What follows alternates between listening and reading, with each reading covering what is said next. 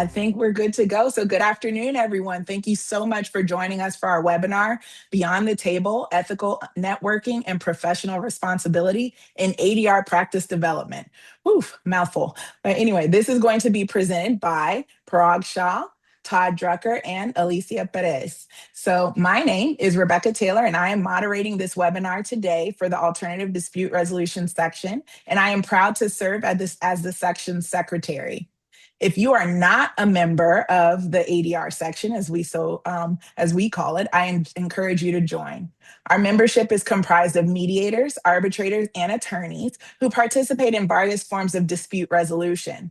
The ADR section offers valuable resources and networking opportunities with others who are leaders in the field of alternative dispute resolution.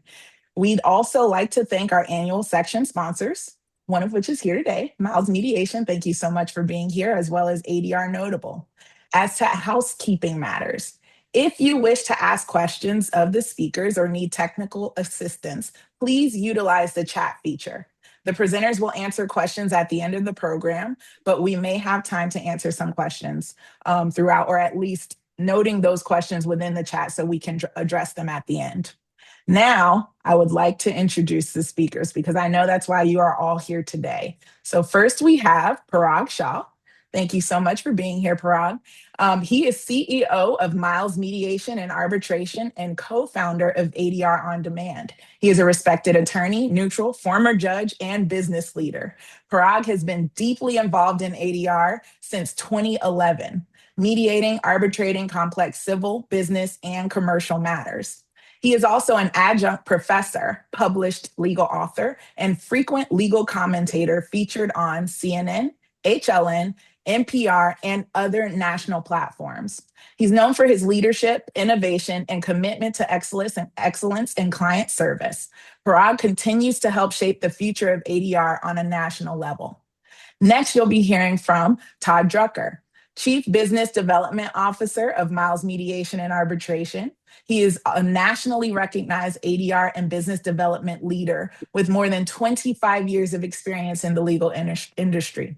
Todd has dedicated his career to helping mediators, arbitrators, and dispute resolution organizations grow impactful and innovative practices. He currently serves as co-chair of the ABA Dispute Resolution Section's Business and Skills Development Committee and is widely respected for his leadership, strategic vision, and commitment to advancing the field of conflict resolution. And last but not least, you will have my business partner and best friend, Alicia Perez. She is a Florida Supreme Court certified civil mediator and co-owner of RT and AP Mediation and Law Group. She is also an experienced attorney with extensive courtroom and dispute resolution experience. After trying more than 300 jury trials and practicing across multiple areas of law, Alicia transitioned her focus to alternative dispute resolution, where she brings practical litigation, insight, strong negotiation skills, and a thoughtful approach to resolving complex conflicts. She's fluent in Spanish and deeply committed to access, communication, and effective resolution. She's also passionate about helping parties move beyond impasse and toward meaningful outcomes. So, without further ado, I want to go on ahead and start with what we're here today. Opening question. We're talking about business development and ethics today. So, to our panelists, what is one business development practice that ADR professionals should start doing and one they should stop doing? I think I'll start with you, Todd. Yes, I'll jump in on this one. And first, Rebecca and Alicia, thank you so much for having us here today. It's an honor to speak to so many, ADR professionals within the Florida bar, and our hope here is to add some value, and we'll talk about that a lot today as well in terms of good business development. Really excited to be here. And Parag, your bio sounds a little bit better than mine. That's all I'm saying. I agree. I think that was written by ChatGPT. So I don't believe that any of that is accurate, which we'll get into the ethics of bios. And so I think that was embellished on purpose, actually. And welcome all the smiling faces. I'm already seeing that this is going to be a tough crowd. It's okay. Well, we will make this fun and entertaining. All right. So yes, throwing my hat in the ring with the first question, a BD practice that folks should start doing. it's connecting with folks in person. So I work with neutrals across, all of our offices. Miles has 12 offices throughout the country. Markets are different in terms of mediations or arbitrations taking place more virtually in other places. I know in Florida it's heavily virtual, especially for mediations. So I do think a good item to convey just to start is a practice to either do more of or start doing if you're not, it is connecting with people in person. I think that's really the most valuable way to build relationships, and to get business. There's only so much that you can do virtually. And then in terms of a practice to stop doing, Parag and I talk to our neutrals a lot about making sure that every time you reach out to a client, you're providing something of value, right? Whether it's a link to an article that you've written or information about a speaking engagement you're participating in, whatever it may be. So I would just try whenever you reach out to a client to have that value mindset in mind and not just sell yourself and say that you're available for mediations. My practice development tip to start is networking is building a relationship. Now, how do you build a relationship? I like to follow the 6-touch rule.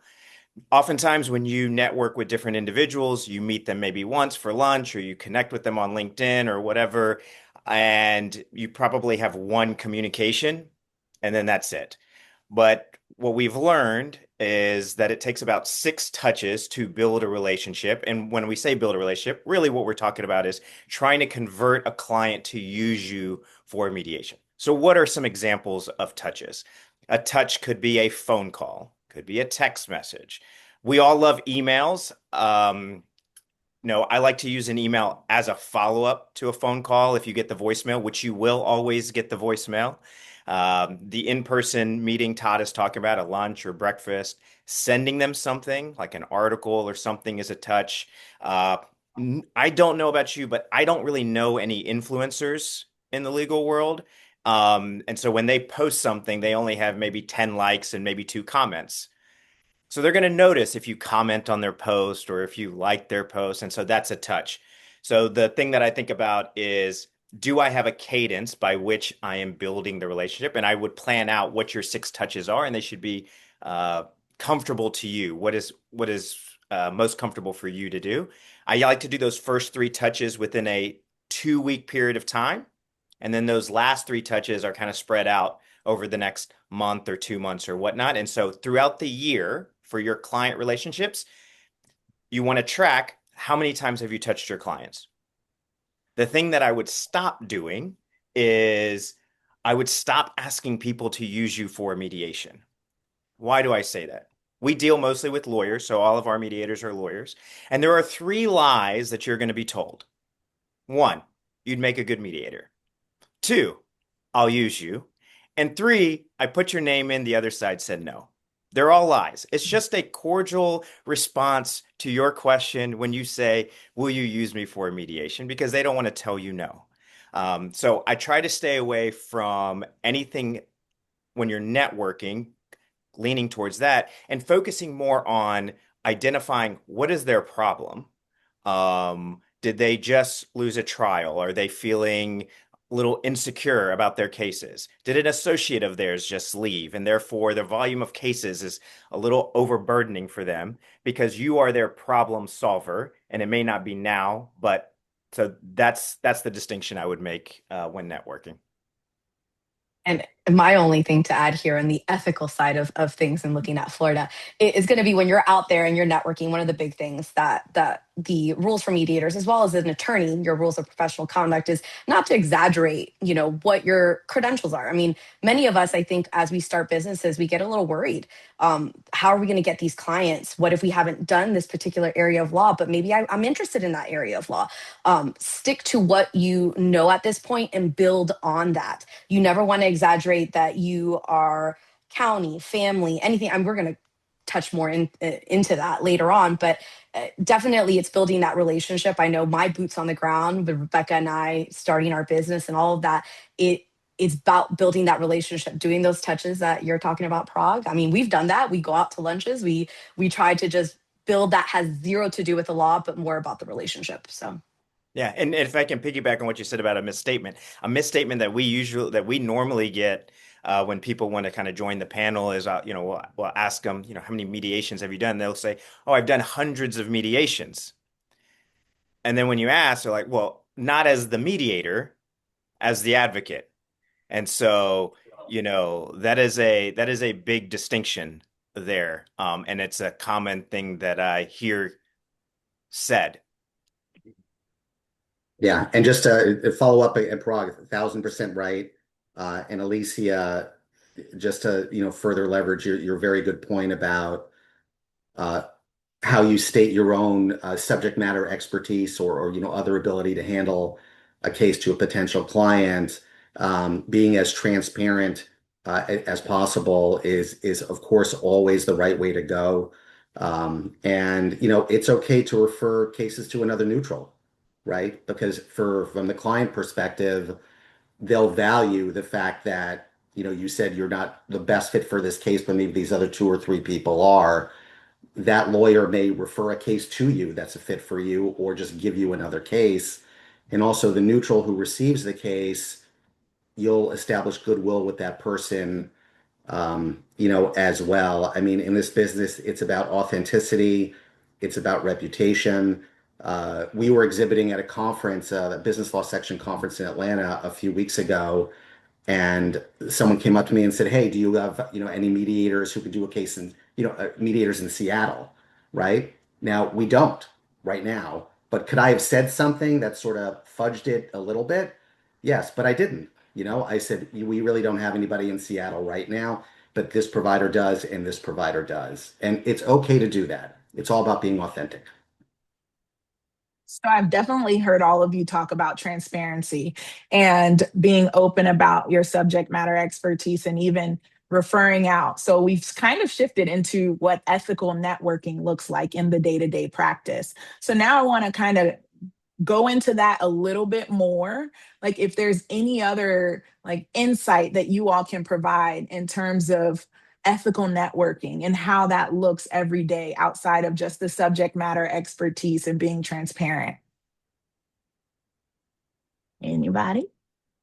well, I mean, I think that when you're out there networking in terms of like ethical networking, as you're asking, Rebecca, I think part of the big thing too is we touched on it a little bit, but I think in Mhm. conversation it's so easy to sell yourself as being like I can close any case. That's just part of the conversation that happens, and I think that that's a line, especially in Florida, that you have to be very careful with. You can't refer to yourself as I have 100% closure rate, or I can do this because of my background, whether I was a judge in a previous life, a magistrate, whether I did, myself, I did over 300 trials, and I did half of my career in criminal, I did half of my career in civil, but I can't put that out there as a way that I know 100% I'm going to resolve a case. I think when you are networking, I think it boils down to the simple thing. You have to continue to remain neutral as you present yourself, but just as Parag and Todd talked about, authenticity. Are you building that relationship while you're networking and being transparent about who you are? I think that you're going to gain more clients and more relationships if you are in those rooms being authentically yourself, because there is definitely a lot of work out there for everyone, especially in Florida. We all know in Florida, we've shifted all of our litigation cases, criminal, civil, everything's under case management orders. And those orders will always order you to mediation. So there is not a lack of ADR opportunity in the state of Florida. I'm gonna jump in here. I think we focus so much on telling people what's so special about us, and we want to pivot more to showing them what's so special about us. So I remember when I was practicing law, I started at the public defender's office, and we don't want to ask someone, were they nervous? We ask the questions, fumbled his wallet or wasn't making eye contact, palms were sweaty, and those all lead to the conclusion that the person is nervous. This is kind of the same same thing. All of you are special and you have something that differentiates you. There are certain characteristics and qualities about you that differentiate you. And that is basically what you're highlighting. You're showing them that. And the way that you show them that, or even if you were to kind of talk about it, it's all in terms of a story. So it's all in terms of some scenario, some situation, something that you just came back from or that you're about to do that ties into that characteristic. I'll give you an example. I was not the smartest kid in school. I was a C student all through school. When I came to Atlanta, I was like, oh my gosh, you know what? I want to be seen as smart. That would be cool. So then I thought, well, I can't just tell people I'm, hey, I'm smart now. I thought, what are the characteristics of smart people? Smart people read a lot, from what I hear. Smart people write. And so one of the things that I started doing was I started writing things. I would read things, share that information, and try to create those characteristics that, okay, this person has knowledge base, is smart person, whatever it is. That's a silly example, but I try to think about what are the characteristics you're trying to highlight that differentiate you, and how can you show that and tell that in a story. Smart people also wear glasses, so I guess Todd has his beat on that. Todd, yes, Todd is very smart. Thank you kindly. I think the only thing I would add to what Parag is saying, though, is, Todd mentioned that as well as adding value every time you touch somebody. But I think also the relationships you build with other communities, whether it's like our section here of the ADR section of the Florida Bar or the ABA section, like you touch on these people, you connect with those people, they write an article or they're doing a presentation, you forward that or repost that on socials. That's continuing on what Parag said, the appearance of you being knowledgeable. If you're saying you're putting your stamp on, I'm going to this, this is going to add value to your overall business. That's going to be something that's going to be important as well. Yeah, and it's a small side point here that I'll relay, but a lot of us out there, we work on articles, what thought leadership out there, but a really nice opportunity to form a good connection with someone, if it's reinforcing it or even if it's a new person, is reaching out to someone who's written an article that is relevant to your ADR practice, or let's say you're an employment neutral. If you follow various law firms, and attorneys who produce thought leadership, sending them an individual note, conveying that you read their article and they provided some good points. People are so flattered after they've written an article to get actual personalized feedback from someone. It doesn't really happen a lot. So that's just something to keep in mind as a good way to reach out and connect with someone. Wow, these are all amazing points. Thank you all for sharing that. Now let's shift to marketing. What are some of the biggest ethics risks when it comes to ADR marketing right now? Well, I guess that's Sure, going to I'll me jump in on. first. Oh, go ahead, Todd. Oh, no, Yeah. you go ahead. Val, you go ahead. I was like, all right. Well, I mean, it's kind of a little bit of what we have already talked about. Most of what we do now, you have to be on socials, whether it's LinkedIn, Instagram, Facebook, all of the things. I think it's again going back to being transparent and not exaggerating of who you are. Like, I'm not going to put out for our business. Rebecca and I can settle everything 100% guaranteed. Florida Bar is going to come after us. The rules governing mediators, it's a no to be able to exaggerate who you are. But it's a little bit of the same for what I have to say. And my only comment to kind of thread in there, and I know we're all still trying to get our arms around AI, and how to use it, in our practices and maybe in marketing is, again, when you're marketing yourself as a neutral, you're striving for authenticity. So just, be a little bit careful about if you're using AI on a photo of yourself that you're using for marketing purposes, or when you're building out your website and there's a lot of language on the website, having AI draft a lot of that language without maybe you digging in and really refining it a lot. Your voice needs to be there and it needs to be authentic. So, that's just one thing to be a little bit careful about. The rule of thumb that I like to use, it's essentially would I be embarrassed if I showed up on the front, if this showed up on the front of the paper, which obviously papers don't exist anymore. So a more relevant example would be, would it be would I want this to go viral on TikTok? And would I want opposing counsel in my next mediation to know about this? And if the answer is no, then it's essentially don't do it. The other thing that I think maybe some of you are thinking about is, I'm trying to attract these clients. Um, how do I attract them but also kind of staying neutral, but I know that I need to build that relationship to get it.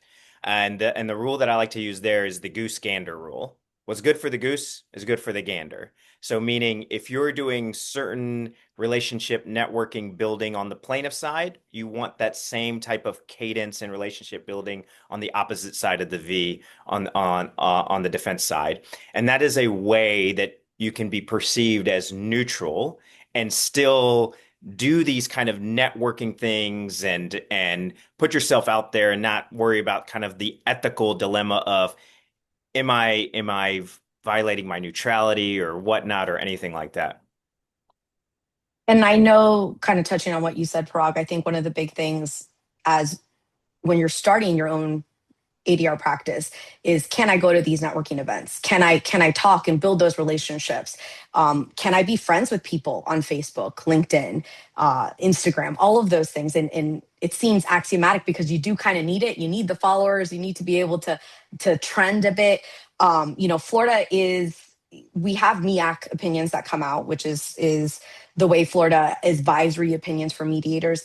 And most of it is essentially telling you that as long as you can remain with the appearance of neutrality, you're okay to be friends with your colleagues on these social media platforms. It is one of those things that my personal example would have been at my previous firm. I did community association law. When I left that firm, would I immediately been able to mediate those cases? That was a question that I had posed as I was coming out of it, because they would be an area of law that I would have done mediations for. And, given a little bit of time, I think that all of those cases would have kind of simmered out, and I would have been able to do that if I truly believed myself to be free of any conflict of interest. And I think that's what it boils down to. A lot of us, who enter this ADR world, we're coming out of litigation practices. We're not just jumping straight into mediations or arbitrations. We're jumping from having had 10, 15, 20, 30 years of litigation background. So of course we know some of these attorneys and we've had, maybe we even recognize some of the cases, some of the defendants, maybe they're repeat defendants. But again, the question that you ask yourself, is it creating an appearance of impartiality? Is it creating a conflict of interest in yourself where you need to disclose, whether you need to have a conversation? And if everyone agrees, you're still good to go. You can still move forward with whatever case that you're trying to mediate. All right. So now I want to kind of shift a little bit into, because I'm hearing a lot about how, we spoke a little bit about biographies. I know, Parag, you said something earlier. So now when it comes to ADR services and things of that nature, how do you describe your services in a way that is compelling but still accurate? I'm going to start with you, Right. Todd. Sorry. Sure. Happy to jump on board. And I'm glad we prepped. It's good. It's good to jump around. So, one recommendation I have is that on your biography, to make sure that you list representative matters, right? So, instead of having, more of a generic paragraph, about your background, to give those specific case examples, keeping confidentiality in mind, of course, but making sure you have the buzzwords, in there. So again, if you're an employment neutral and you handle discrimination cases, what are the types of cases that you've handled as a mediator? Are they related to age, national origin, and so on? Make sure you have those words in there, because when someone is looking for a neutral who has experience with that type of a case, if they see that on your biography, they're going to more likely be comfortable with you and accept you as a neutral. So I think that's certainly a good tip in terms of keeping yourself authentic. The one that I'll add to that one is testimonials. So I'll do an ethical rule as well. 4-7.13 subsection B8 talks about the right ways to basically do testimonials. But that's another way where the way that I've seen the testimonials, because sometimes they don't want to say the lawyer's name or the client's name, so they'll say, insurance defense attorney or, plaintiff solo practitioner or whatnot as the person who wrote whatever the caption is or whatnot. But that's a good way as well, because the idea behind these things are what we call social proofing. Social proofing is when you go on Resi and you're making a reservation, you're like, oh my God, there's nothing till 8:30. That's crazy. This restaurant must be banging. And then you go to the restaurant, there's tons of seats. You're like, what in the world is going on? Or you're outside of a club and there's a long line and then you go in. And what people want to know is, I don't want to be the first person. Like, is this an experience that we want to do? There's a great chart. It's called the law of diffusion. And it talks about whenever a technology product comes out, about, a small percentage are the innovators. They're the ones that'll be the first ones out when the iPhone comes out. But the majority of people wait until there is a good base of people that are using the service or using the product. And so what Todd is talking about with the representative cases, with the testimonials, is you're creating a level of social proof that allows people to be comfortable, especially when we're talking about professional services, because when we're thinking about professional services, accounting services, legal services, medical services, a lot of that, we don't want to be the person's first. Right. And another item to kind of slide in here, which I think is helpful, is, crafting thought leadership articles, whether you're speaking on panels, always very important in building a practice. And whether you're on a panel or you're writing an article, you can refer to cases that you've handled, involving X, Y, and Z. So that's another really good opportunity to be really authentic when talking about your background. And I've, obviously seen it, done very well, both ways. I think with articles, with neutrals who are trying to promote themselves, people write about process a lot, right? What's the value of a joint session? How do you follow up after a mediation? Those process pieces are great. In addition to that, I think it's also effective, especially if you're trying to build cases in a particular practice area, to write about that process, but how it applies to cases in a particular practice area. And then you can reference a few different examples of cases, that you've had. And again, that shows that you're someone who has experience as a neutral. I like Right, this. and I think Oh, sorry. I like this question in the chat about using Mhm. AI to touch up your photos. So I think all of that is fine. I mean, my headshot is definitely touched up by AI. This Zoom, I have the filter on the video Zoom that says you can touch touch it up up. your appearance. This, do you think I look like this? No, Awesome. this is not real. Um, but I think, we are all going to be using AI, and we're all using AI in multiple aspects. And the the question that I asked myself, is this a misrepresentation of something substantive? And Right. is this objectively verifiable? And everything is a reasonableness standard, an objectively verifiable standard. I mean, these are but yes, 100%. Touching up AI, the photos with AI is fantastic.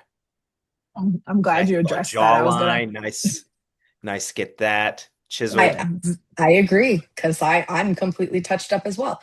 I think the only thing I can add to what we talked about in terms of like testimonials on the website, just because I don't want Parag to show me up here. There is a MIAC opinion here that's 96-004 that does talk about testimonials, and it really just boils down to making sure that they're 100% truthful. I mean, that's we all know that as attorneys and mediators, ADR professionals. Again, authenticity, transparency. we just got to make sure that people are being honest in those things. And, I guess in the same breath, what do you do when you get the bad reviews? That's just something that just popped into my mind as well, because that can happen on Google, I assume. So. Oh, want to address that? The bad reviews? I mean, I don't know if I can address that. I mean, luckily, knock on wood, I don't think that we've gotten any yet.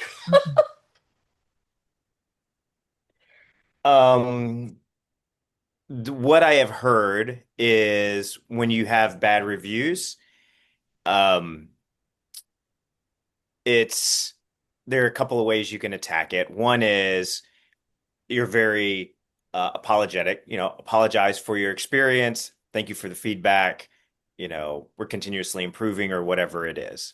Or, you're providing some other context, but you're definitely not attacking the person or you just leave it. I think the other thing that I want to touch on about networking in general is something that I hear when new mediators start.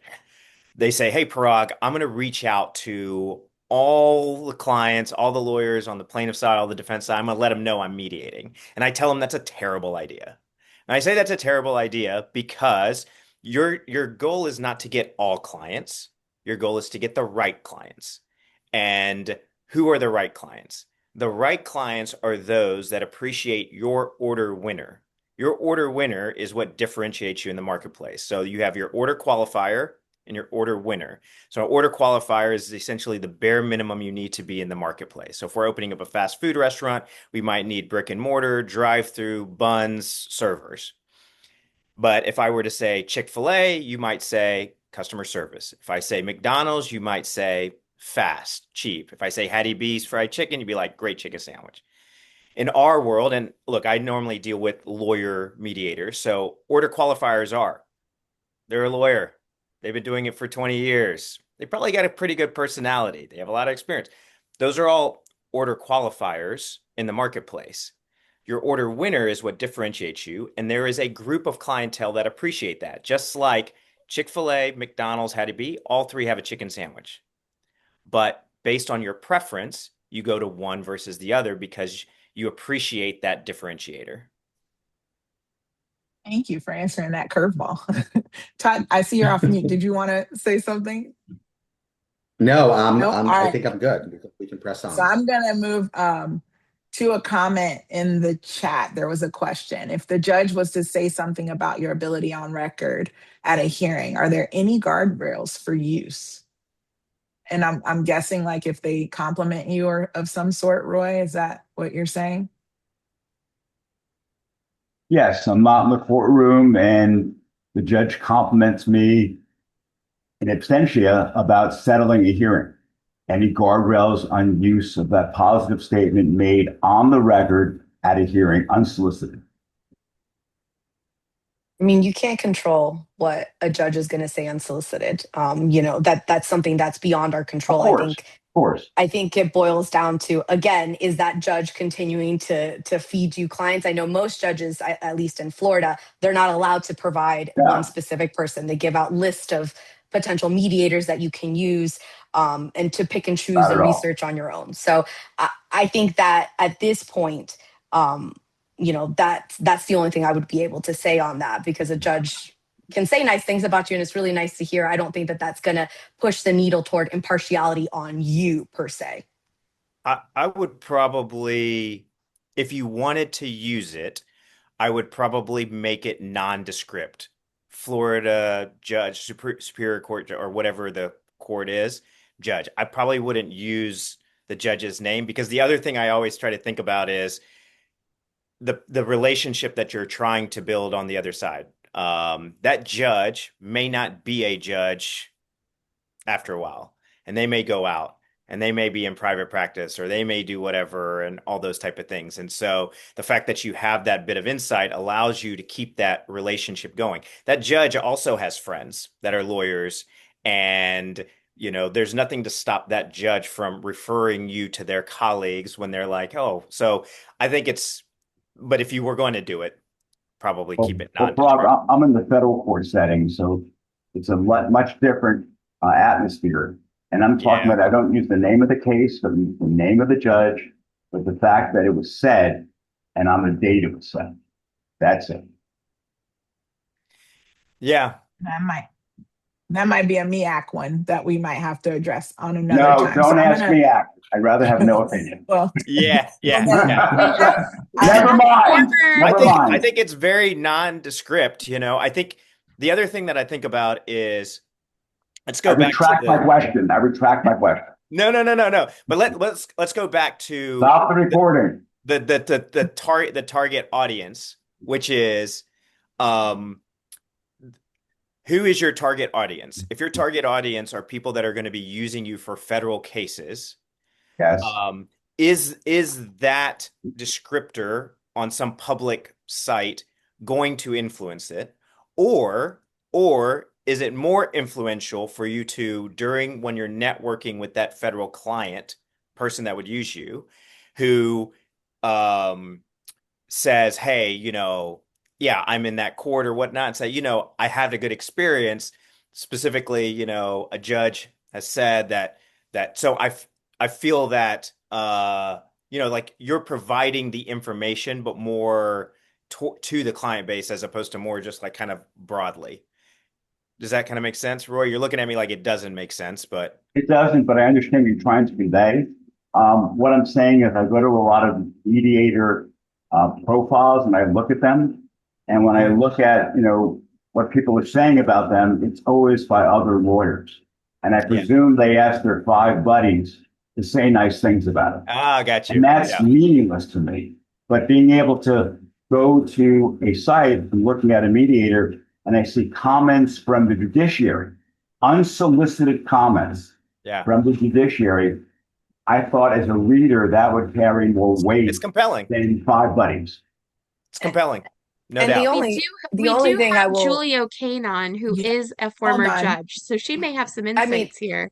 I will say, I will say, I think part of this conversation is and again, I will, you know, I know Julie has her hand up. I think part of it then goes back onto a judge and their impartiality in terms of that. And I'm assuming maybe judges don't want those statements being broadcast across their websites. I think it's a very fine line at this point. You know, I know and understand Roy's points in terms of what he's stating about when you're starting a mediation practice or an arbitration practice, you may have solicited any type of testimonials or anything.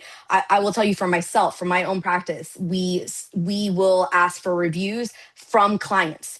And those clients will write whatever truthful review, good, bad, or ugly, to you know, about us and give us that feedback. So I think once we're kind of putting it on, well, there's a bunch of opinions from judges, I think that's shifting it back to the judges really, you know, and whether or not they're comfortable with that being publicized, which really is more of a conversation. And again, I hate to say it, a potential MEAC question would need to be addressed. Let me be clear. And I just to hold on one second. Beforehand. Sorry. Yeah, I want to shift us back because I don't want to get us too far out since this is for CLE. But Julie O'Kane did have a comment, so I'm going to allow you to share your comment as a former judge, Julie, and then we're going to get back into the questions. Right. So I totally get the notion that you want to have endorsements on your website or in whatever your marketing materials are that would suggest that a judge has approved of your services, but that's a real problem for the judge. I'm just going to tell you that, right? Because judges cannot be seen as being partial in any way. And I would just speak for myself. If I said to somebody in a courtroom, hey, here are 3 mediators, because if you need some suggestions, I would always give 3. And somebody put that on a website that Judge O'Kane recommended me as a potential mediator. Guess what? Judge O'Kane's not mentioning anybody's name going forward. Okay. So I think it does present a problem for the judge. And so please think about it from that perspective as well. Sorry to interrupt. Thanks. No, thank you so much for that, because that is something, like, we're here about ethics, right? So we want to make sure we're addressing all of those things. So I truly appreciate your response to that. But I want to shift this back in talking about like business development and things of that nature. What business development activities have been most effective while staying professional? I think that would be a good shift back into Sure, and our discussion. I'll jump in on this one. I think a very effective technique here is becoming a leader within an organization where your clients are present. That it's a very unbiased way to make connections, to be seen as someone who is a leader, someone who has influence over things like CLE programming, who when they walk into the room, other people kind of flock to them and have questions for them. They become like a person of larger import, within the organization, and they're also seen as someone who dedicates their time, likely on a volunteer basis. We have a neutral in our Jacksonville office, Blaine McCarthy, who some of you may know, who was a past president of the Jacksonville Bar. He worked very hard, a volunteer position, of course, and that's helped his business. I mean, there's no doubt about it. So I do recommend that path, whether it's for a bar association or a trade or a specialty kind of a bar. And I do, when I talk to neutrals also about getting involved in organizations, I always say, you should go two ways. One way is go where your clients are, without a doubt, right? Again, getting back to the employment mediator example, consider joining the labor and employment section of whatever bar that you're a part of and get involved as a leader. You're probably going to be one of, the only neutrals who are there, being involved, but then also get involved with your fellow neutral colleagues, because it's important to build your brand in that arena as well. But again, I think the professional organizations are really a good way to go. I mean, I agree with Todd. I think for myself and the business that we've been running, you kind of figure out locally which associations are something that you want to join on a state level. Myself, I'm part of the solo and small firm section of the Florida Bar, as well as this ADR section, just to continue to brand out and build those relationships, not just with my fellow colleagues, but like you said, Todd, people who are going to be potential clients or who would think of us in the future for any of their needs. And I will just do one follow-up there, is that I know this has been with a case with myself at times. You'll see this organization and it's so impressive and they put on some wonderful events and it's of such import, and you're thinking, it's going to take me so long to get involved and be a leader with that organization. But a lot of times you'll really be surprised. You'll go to a committee meeting, you'll raise your hand, and you know what? A year and a half later, you might be the vice chair, right? Because as long as you add value to the organization, again, you write an article for, the committee newsletter, you organize a CLE, you're really dedicated, you're showing up at the meetings, which is, life is about showing up, right? Sometimes people don't. So again, if you do see that organization and you're a little nervous about how much time it will take to ascend into leadership, I would definitely try and make a go of it. You'll be surprised at how quickly you may be able to get there. Thank you for that. Now, I want to shift to one question, and this is going to go to you, Parag, and it's because it's in the notes. Have you ever declined or withdrawn from a matter because the optics were not right? When I was at the public defender's office, you don't get a choice in terms of who you represent. When you go out into private practice, you have the choice to take the cases that you want and that you don't want. We have mediators on our panel that decline working on cases with lawyers that have a reputation of scorched earth, who, tell a half truth more often than not in the mediations, and so yeah, it's your practice, it's whatever you feel comfortable with, and you can absolutely. We have mediators that say, look, I'm not going to work with that lawyers. I'm not going to do those type of cases. And it's completely fine. You could also go the complete other way, which is, look, your job is to resolve conflicts. And that's a challenging aspect of it. And but yeah, so that's the way I would answer that question. Thank you for that. Oh, go ahead, Alicia. I think that's, it's an interesting thing because as a mediator, you're supposed to be impartial. And so when things are coming at you and you may not agree with it, at the end of the day, your personal opinion isn't supposed to matter. Your personal opinion, you're there, as Parag said, you're there to resolve a conflict. And yes, of course, you're getting to see both sides. That's the beauty of being on this side. When I was litigating, you only had your version of the facts. So you may have been 100% for your version of the facts that are being laid in front of you.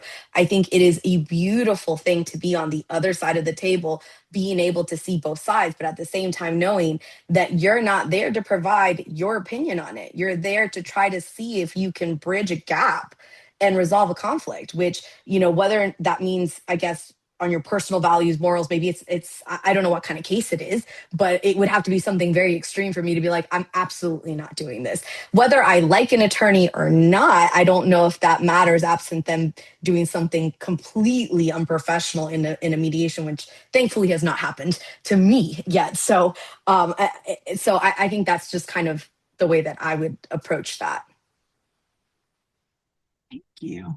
So now I'm seeing that we're starting to get close to our 1 hour time. So I want to shift to some of the questions that we received from registrants in advance of today's session. So first one, how would you market your mediation business differently for represented parties versus pro se parties? And Todd, Parag, you I want to think this address is a good that? one for you. Parag, go Parag had a ahead. really good answer for this one, so I'm going to throw it to him. Yeah. So what we've been talking about is a B2B marketing strategy. When you're looking at pro se clients, it's really a B2C marketing strategy, and where you're attracting the clients through mediums that they appreciate. So there's probably going to be a lot more video content.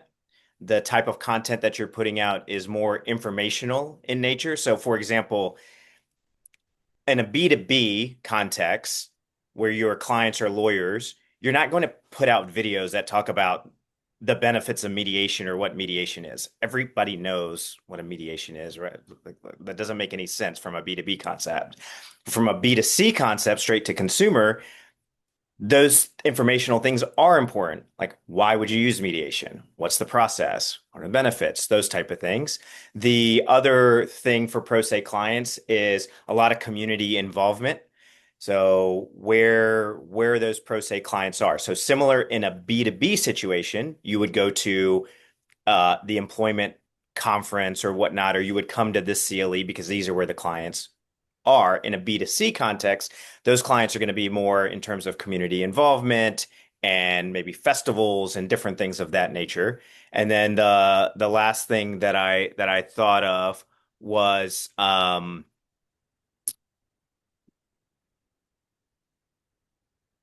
there's probably more kind of digital marketing that will apply better in B2C, whereas in our world, on a B2B context, digital marketing like Google ads and those type of things don't really work. Lawyers aren't hiring mediation services by Googling, who's a good mediator to use for employment case. Like that's not how people are getting mediations in the B2B context. So you might do more kind of digital ad, SEO type stuff that might get to the right client base. I can tell you do this. That was a great response. Did anyone else want to add before we move on to the next question that we received? All right, so I'm going to go to it. What is the benefit of being part of a mediation firm as opposed to going at it alone? Sure. Thanks, Rebecca. And I'll tackle this one. There are all different types of ADR practices. Some folks are more comfortable being a part of a panel, a larger group. Others want to be on their own. There's obviously no, wrong answer to it, at all. People are just in different places of developing, their practices, and one's a better fit, than the other. In terms of being on panel, I mean, there are certainly, a good handful of advantages there. One is obviously getting the very good and dedicated case management support. There's the accounting and finance piece, especially collections. When we talk with neutrals who are on their own, at times one of the challenges that they do have is on the accounts receivable side. And when you're on a panel, whether it's Miles or another panel, you likely have good folks in place who do collections well. On a panel, not all panels, but I know that on our panel, you do get very enhanced marketing and business development support, which sometimes is a big bonus for folks who are spending a lot of time marketing instead of working. So being able to hand that off to professionals who are part of the panel organization is a big help, especially if they do it well.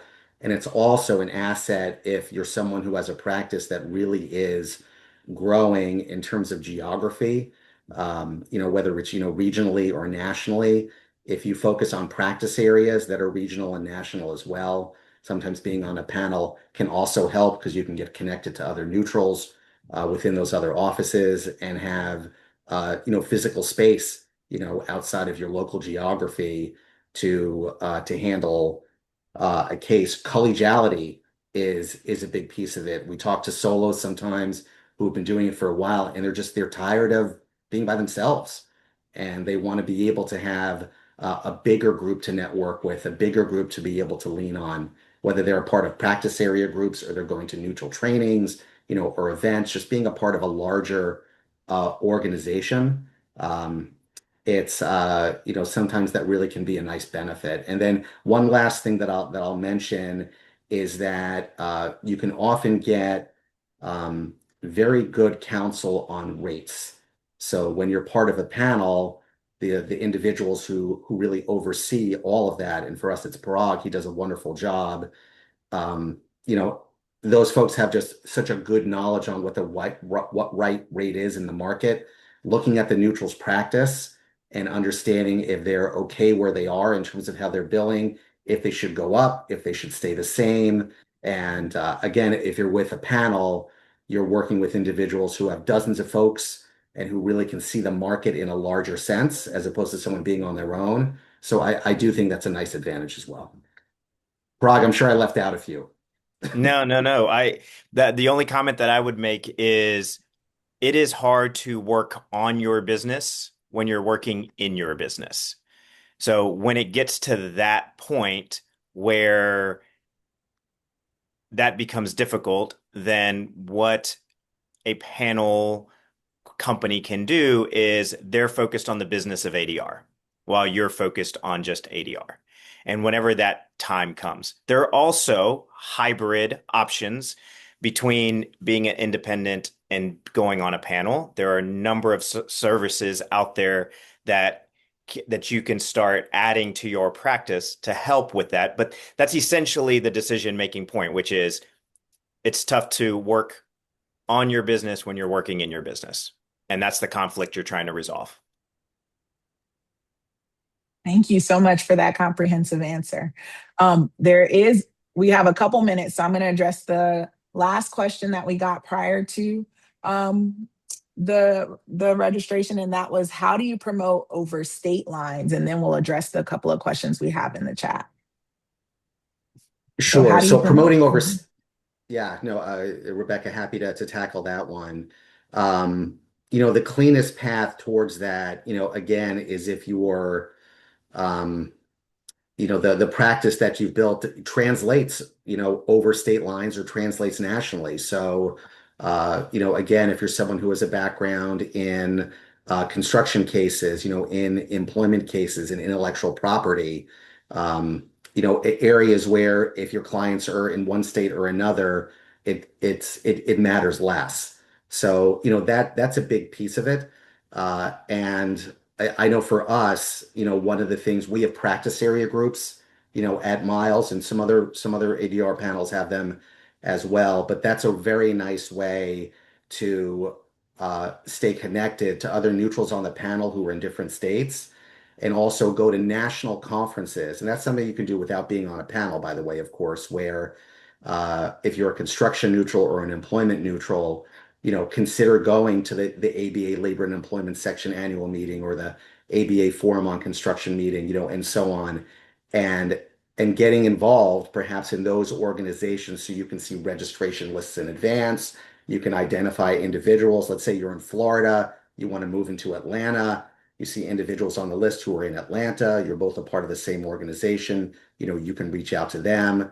There are different ways that you can do it. Also, if you have business at a particular firm that's a regional firm, trying to think of ways where you can leverage those contacts that you have in Florida to contacts at the same firm in Georgia or in Mississippi or wherever it may be.